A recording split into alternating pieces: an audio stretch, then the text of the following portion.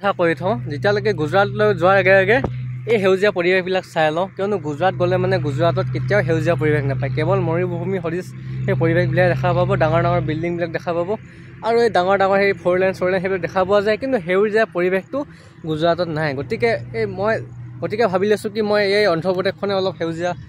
মনোমোহা সদৃশ দৃশ্যবিলাক অলপ চাই লওঁ কিয়নো আমাৰ অসমখন যিহেতু সেউজীয়া হয় দেখিবলৈও ভাল চাবলৈও ভাল গতিকে ভাবিলোঁ আৰু এই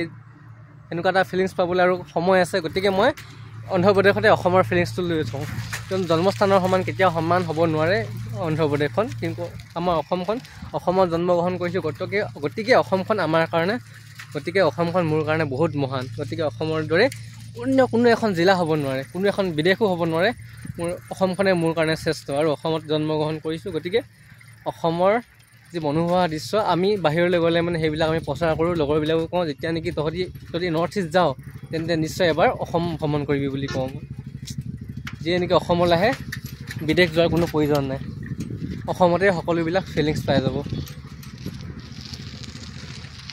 আৰু মই বৰ্তমান আহিলোঁ সেই ক্ৰিকেট খেলা এটা ঠাই এইডোখৰতে কেতিয়াবা আমি আহি কিনে ক্ৰিকেট খেলিছিলোঁ আৰু এই ক্ৰিকেট বৰ্তমান আজি খেলা নাই মানুহবিলাক অলপ ব্যস্ত হৈ আছে চাগে সেইটো কাৰণে মই ভাবিলোঁ চাইকেলখনকে লৈ ইয়াত পালোঁহি আৰু যি নেকি চাইকেল চলালোঁ অলপমান ভাগৰি পৰিছোঁ চাইকেল চলাই বহুত দিন চলোৱা নাই আজি ওলাই আহিলোঁ কাইলৈ এনেও ছুটি আছে ভাগৰ লাগিলেও একো টেনশ্যন নাই কাইলৈ দিনটো এনজয় কৰিম আৰু ভিডিঅ'টো চাগে আজি এডিট কৰিলে মানে কাইলৈ আপলোড দিম ছানডে দিনাখন কাইলৈ ছেটাৰডে হয় গতিকে কাইলৈ আপলোড দিবলৈ চেষ্টা কৰিম